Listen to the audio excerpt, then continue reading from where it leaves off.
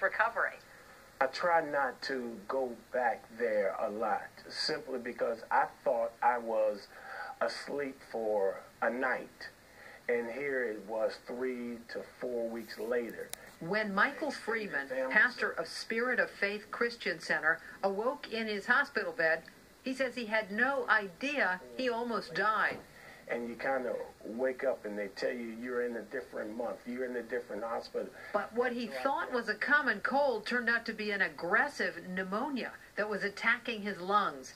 Doctors at their local hospital said there was nothing more they could do for him, but his wife, Dolores, didn't give up. I was never frightened. I was never worried. I was never concerned. At the suggestion of a family member, they reached out to MedStar Washington Hospital Center, where they have a program called ECMO, short for extracorporeal membrane oxygenation. It's a machine that's typically used for patients whose hearts won't pump. But some hospitals use it for patients like Pastor Freeman, whose lungs aren't working. Cardiac surgeon Ezekiel Molina runs the program. In a situation like this, what the pump does is replaces the function of the lungs. ECMO works by withdrawing the patient's blood, pumping oxygen into it, then returning it to the body. In Pastor Freeman's case, it can give the lungs time to heal. Once we decide to institute something like ECMO, we know that the risk of that patient dying is around 50%. I didn't cry. I didn't feel like crying. I didn't want to cry. I said, I don't have time to cry. I'm in a fight. I'm in a fight for life. Pastor Freeman stayed on the ECMO machine for 3 weeks, and just when doctors were beginning to give up, his lungs started to heal. He was going to live.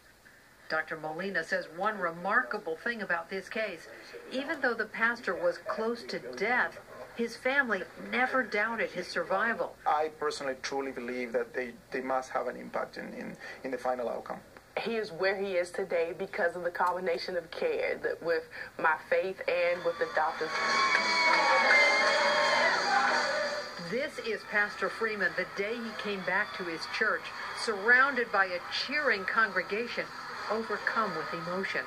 Though his lungs are still healing, he says this experience has made him feel more alive than ever. I'm getting better every day. That's my confession. Any day above ground is a good day, and I feel great to be alive.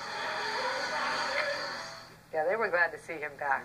Dr. Molina tells us that most hospitals in this region don't have an ECMO program.